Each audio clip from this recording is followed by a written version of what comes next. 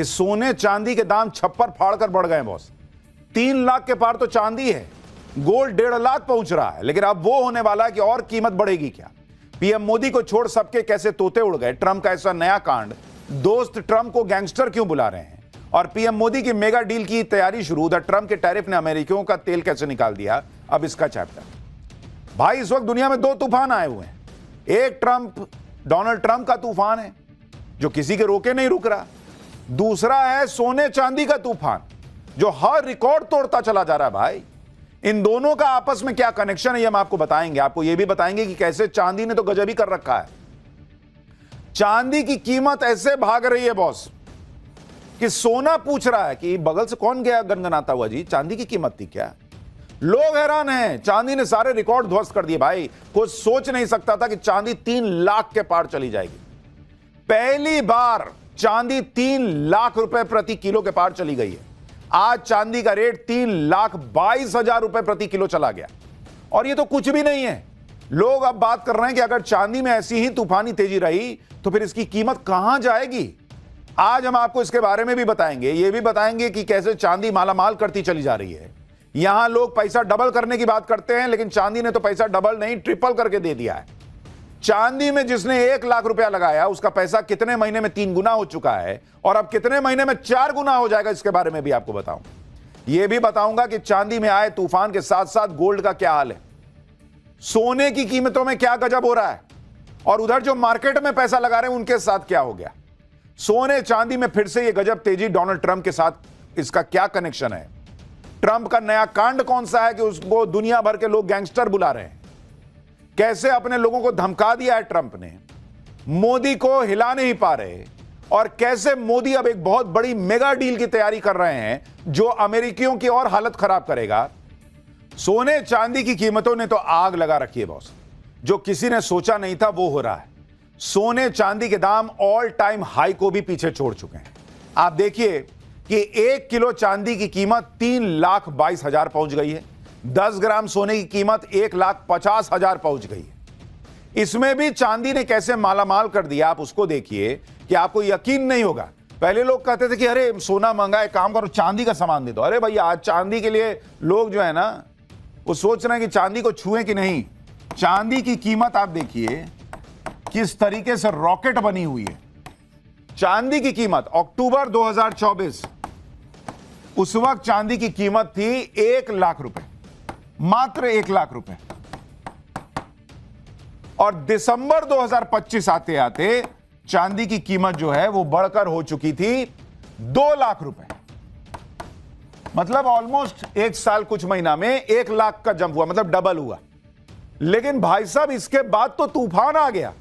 अभी दिसंबर 2025 में जो चांदी 2 लाख रुपए की थी वो जनवरी 2026 में बॉस 1 महीना भी कायदे से नहीं बीता और वो 3,22,000 रुपए हो चुकी है। 3,22,000 ये देख रहे हैं, ये 1 महीने में हुआ है। 2 लाख से सीधा 3,22,000। 14 महीने में पैसा डबल हुआ, 15 महीने में ट्रिपल हुआ और 1 महीने में भैया फिर 2 से 3.25 लाख के पास चला गया। पिछले 1 महीने में चांदी के दाम बढ़ने का ट्रेंड देखिए। सिर्फ 6 दिन चांदी के दाम थोड़े बहुत गिरे, जबकि 19 दिन ऐसा हुआ जब चांदी के दाम 1,000 रुपए से लेकर 15,000 रुपए डेली बढ़ गए। 9 जनवरी को 1 किलो चांदी 2,50,000 रुपए की थी। 11 जनवरी को 2,70 हो गई। 15 जनवरी को चांदी के दाम 2,98 पहुंच गए।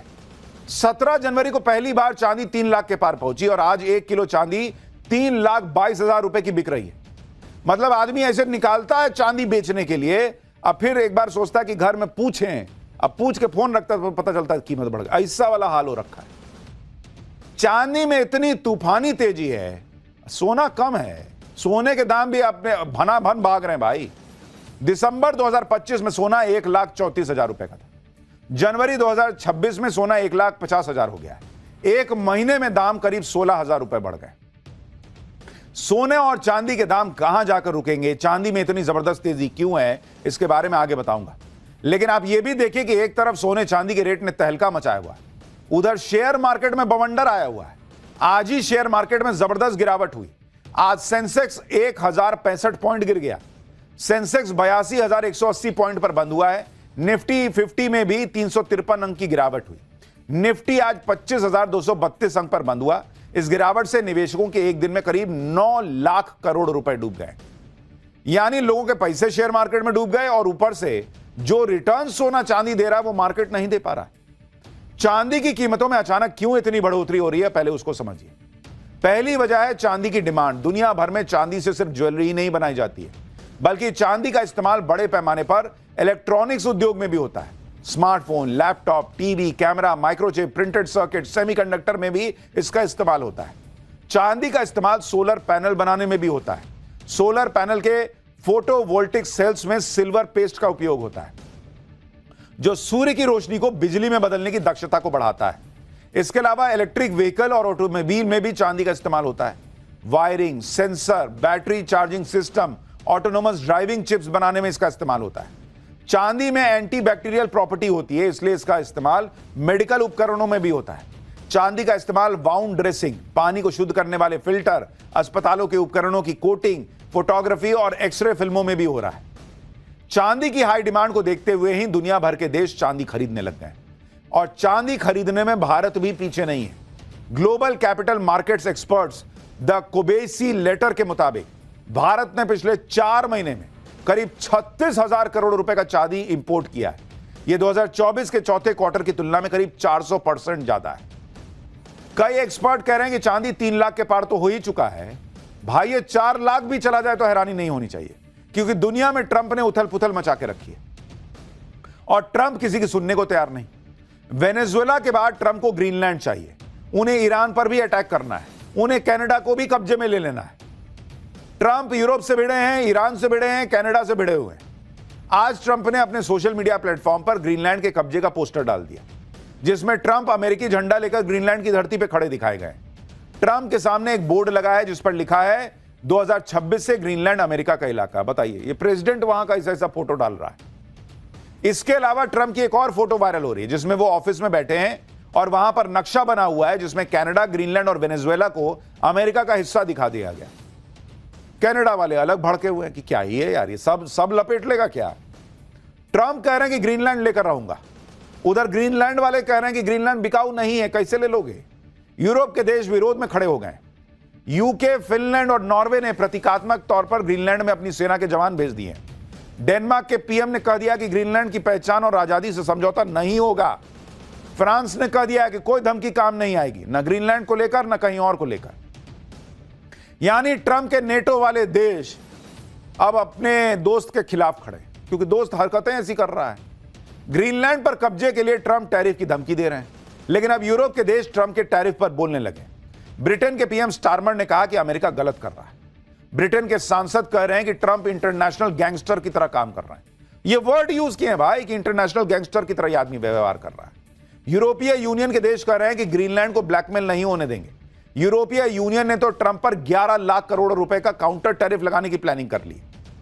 यूरोप के देश ये भी कह रहे हैं कि भारत उनके साथ खड़ा है। अमेरिका पर यूरोपियन यूनियन टैरिफ लगाने की तैयारी कर रहा है, तो भारत के साथ बड़ी ट्रेड डील होने वाली है। दावोस में वर्ल्ड इकोनॉमिक फोरम के मंच से ईयू की प्रेसिडेंट ने कह दिया है कि भारत और ईयू का free trade agreement mother of all deals साबित हो सकता है। राहुल गांधी और उनके इकोसिस्टम को चाहिए था कि नरेंद्र मोदी डोनाल्ड ट्रंप से तू तड़ाक टाइप लड़ाई लड़ ले। नरेंद्र मोदी का अपना स्टाइल है, वो उस तरह से काम कर रहे हैं जो भारत के हित में। और इसलिए देखिए, अब ईयू की अध्यक्ष कह रही है भाई कि मदर ऑफ ऑल डील्स होगा भारत के साथ जो डील करने जा रहे हैं। यानी ट्रंप को बिना तू तड़ाक किए हुए ऐसा जवाब दिया जा रहा है जो ट्रंप को एकदम अंदर तक लग रहा होगा। इधर ट्रंप टैरिफ का डर दिखाकर दुनिया को कंट्रोल करने की कोशिश में, लेकिन टैरिफ वाला उनका खेल अमेरिका पर ही भारी पड़ रहा है। हाल ही में एक नई रिसर्च आई है। कील इंस्टीट्यूट, जर्मनी के रिसर्च सेंटर ट्रेड पॉलिसी ने आंकड़े जारी किए। आंकड़ों के मुताबिक अमेरिकी टैरिफ की वजह से जो फायदा अमेरिका को पहुंचा है उसका 96% हिस्सा अमेरिकी नागरिक देते हैं और केवल 4% हिस्सा फॉरेन एक्सपोर्टर्स देते हैं। अमेरिका को 2025 में करीब $200 बिलियन यानी करीब 18 लाख करोड़ रुपए के कस्टम रेवेन्यू का मुनाफा हुआ था। रिपोर्ट में यह भी बताया गया कि ब्राजील और भारत पर भी बड़ा टैरिफ लगाया गया, लेकिन उन्होंने खर्च नहीं किया और एक्सपोर्ट ही घटा दिया। यानी रिपोर्ट कह रही है कि अगर 100 रुपया का अमेरिका जो है वो सामान जो है टैरिफ से कमा रहा है, तो उसमें से 96 रुपया जो है वो अमेरिका के लोगों की जेब से जा रहा है। और लगाओ टैरिफ। और इधर भारत अपने हिसाब से चीजें करता चला जा रहा है।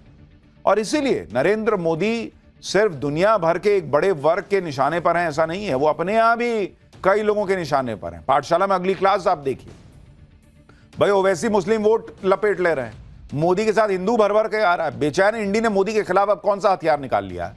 कभी मंदिर पे झूठ, कभी शंकराचार्य के अपमान का हंगामा। हिंदू को जोड़ते मोदी पर सबसे बड़ा कौन सा हमला शुरू हो गया है, आपको देखना चाहिए। सनातन की ऐसी लहर लेकर नरेंद्र मोदी आ गए कि इंडी वालों के पास ना तो इसका तोड़ है ना जवाब है।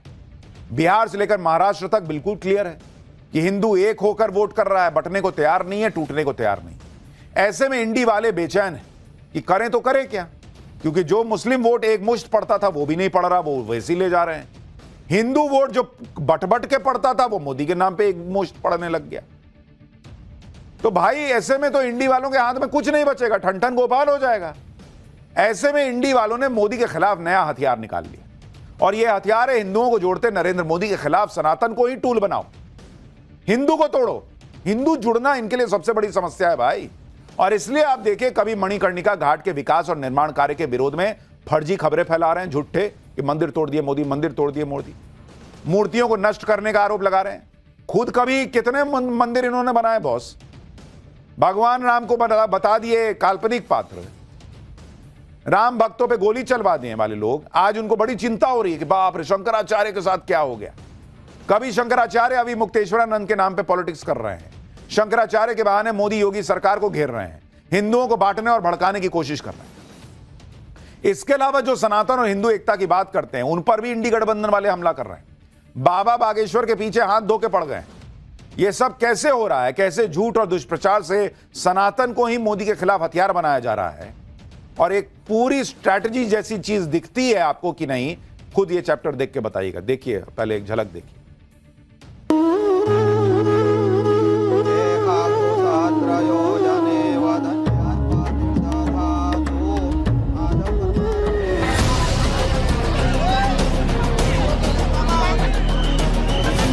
कोई मुख्यमंत्री तय करेगा कि वो शंकराचार्य हैं या नहीं है। आप हैं कौन? आपकी औकात क्या है? ये कौन है धीरेन्द्र?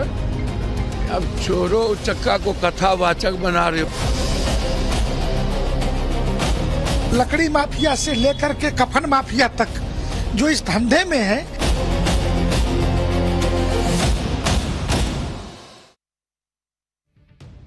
सनातन पर नरेंद्र मोदी को घेरने के लिए इंडी वालों ने कैसे एक के बाद एक हमले शुरू कर दिए, ये पिछले कुछ दिनों में साफ दिख रहा है।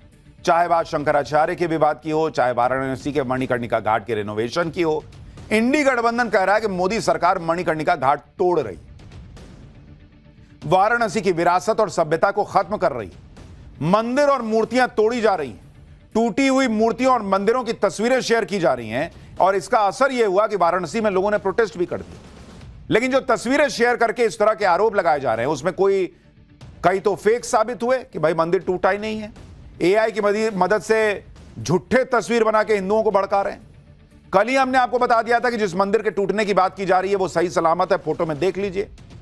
इसी तरह से यह आरोप लगा रहे हैं कि मंदिर और अस्पताल को तोड़कर होटल बना दिया गया है।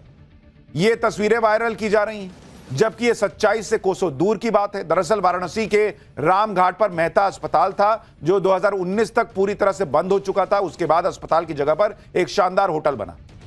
मंदिर तो वहां था ही नहीं। यह होटल पिछले ही साल शुरू हुआ था और इसका काम काफी पहले शुरू हो गया था। ना तो यह होटल मंदिर तोड़ के बना है, ना ही अस्पताल तोड़ के बना है। लेकिन सोशल मीडिया पर यह फैलाया जा रहा है कि मंदिरों के साथ अस्पतालों को भी तोड़ा जा रहा है।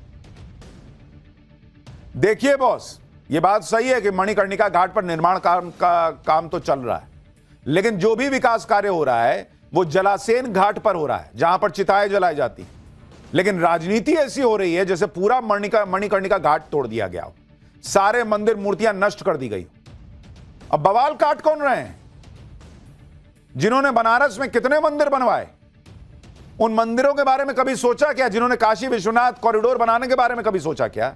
जिन्होंने महाकाल कॉरिडोर बनाने के बारे में कभी सोचा क्या? जो पूरे समय खड़े रहे कि कैसे बाबरी मस्जिद जो है उसका केस लड़ा जाए और बता दिया जाए कि भगवान राम जो है वो काल्पनिक हैं। आज ऐसा इकोसिस्टम एक्टिव हो रखा है कि बाप रे बाप, मंदिर टूट गया, मूर्ति टूट गई, और वो भी फर्जी वीडियो डालकर। इन सारे आरोपों के बीच संत समिति के महामंत्री स्वामी जितेंद्रानंद सरस्वती ने मणिकर्णिका घाट का दौरा किया, और इस दौरे के बाद जितेंद्रानंद सरस्वती ने कहा कि विकास कार्य से जिन लोगों को तकलीफ हो वो इसका विरोध कर रहे हैं। लकड़ी माफिया से लेकर कफन माफिया तक ने घाटों पे कब्जा कर रखा है और उनको तकलीफ हो रही है। आप बताइए ना कि लकड़ी के माफिया कौन है उन घाटों पर, इससे किसको नुकसान होने वाला है? इन विकसित हो जाने से चिताओं को जलाने के लिए बड़ी मात्रा में धन मांगने वाले लोग कौन है? तो भाई, डोम परिवारों का तो हजारों वर्षों से जितना टैक्स मिलता है, जितना टका टैक्स, उतना ही मिलेगा।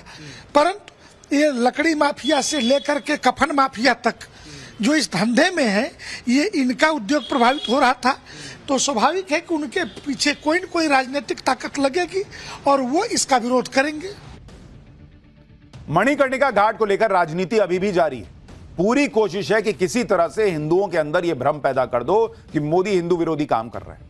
आप देखिए, इसी तरह से प्रयागराज में शंकराचार्य अभिमुक्तेश्वरानंद सरस्वती को लेकर विवाद हो गया। इस पर कांग्रेस और अखिलेश यादव जमकर पॉलिटिक्स कर रहे हैं। शंकराचार्य को मौनी अमावस्या के स्नान में प्रशासन ने पैदल जाने के लिए कह दिया कि 50 मीटर पैदल चले जाइए। शंकराचार्य पालकी और रथ में सवार होकर जा रहे थे। इसी मुद्दे पर विवाद बढ़ गया। मेला प्रशासन ने जब शंकराचार्य की बात नहीं मानी तो शंकराचार्य बिना स्नान किए वापस चले गए। इस मुद्दे को अखिलेश यादव से लेकर कांग्रेस उठा लिए। अखिलेश यादव ने तो शंकराचार्य अभिमुक्तेश्वरानंद से फोन पर बात की और मेला प्रशासन की आलोचना करने के साथ साथ यूपी सरकार को खरी खोटी सुना दी। वहीं कांग्रेस भी शंकराचार्य के मुद्दे पर बीजेपी को क्या क्या कर रही है, एक बार सुन लीजिए, फिर सच्चाई बताता हूं। ये निर्लज्ज भाजपाई अब तक तो मुसलमानों को कहते थे कागज दिखाओ, अब हिंदुओं के जो संत शिरोमणि हैं उनसे कहते हैं कागज दिखाओ। शंकराचार्य जो सनातन के सिरमौर माने जाते हैं, होते हैं, कोई डीएम तय करेगा, प्रशासन तय करेगा, कोई मुख्यमंत्री तय करेगा कि वो शंकराचार्य हैं या नहीं है। आप हैं कौन? आपकी औकात क्या है? शंकराचार्य अभिमुक्तेश्वरानंद आज अखिलेश यादव से बात कर रहे हैं, जबकि अखिलेश यादव के मुख्यमंत्री रहते शंकराचार्य अभिमुक्तेश्वरानंद की पुलिस ने लाठियों से पिटाई की थी। यह साल 2015 की तस्वीर है, जो अभिमुक्तेश्वरानंद जी 50 मीटर उतरकर नहीं जा पाए स्नान करने, वो पैदल भी चले थे और लाठी भी खाए थे। आज वही अखिलेश शंकराचार्य के बहाने पॉलिटिक्स चमका रहे हैं। माघ मेला में शंकराचार्य को लेकर जो विवाद हुआ है, वो पूरा मामला क्या है वो बताऊं उससे पहले ये तस्वीरें देखिए। पवन खेड़ा कहां थे किसी को पता नहीं था, आज औकात की बात कर रहे हैं। उस वक्त लाठी पड़ी थी, तब कहां गायब थे? और पूरा मामला समझ लीजिए हुआ क्या है। वहां मौनी अमावस्या पर शंकराचार्य अपने काफिले के साथ संगम स्नान के लिए निकले, पालकी पे बैठे हुए थे। प्रशासन ने उनसे कहा कि संगम नोज अपने वाहन पर नहीं जा सकते क्योंकि संकरा इलाका है, बहुत भीड़ है। लेकिन शंकराचार्य पालकी पर ही संगम तक जाने पर अड़ गए। इस दौरान अधिकारियों और शंकराचार्य के भक्तों के बीच झड़प भी हुई। अधिकारियों ने शंकराचार्य से विनती की, कहा कि आप पैदल संगम नोज चले जाइए ना भाई, बस सामने तो है। लेकिन शंकराचार्य इस पर भी नहीं माने और जहां तक शंकराचार्य अपने वाहन पर सवार होकर पहुंचे थे, वहां से संगम नोज की दूरी बहुत ज्यादा नहीं थी। लेकिन शंकराचार्य पैदल जाने को तैयार ही नहीं हुए बॉस, और उसी के बाद यह पूरा मामला बढ़ गया। सुनिए प्रयागराज की कमिश्नर सौम्या अग्रवाल क्या बता रही। द्वारा संगम नोज की तरफ प्रोसीड किया गया और वहाँ पर जब ये पहुँचे तो संगम नोज का भी उनके द्वारा बैरियर तोड़ा गया और जब वहाँ पे ये पहुँचे तो उनसे लगातार समस्त अधिकारियों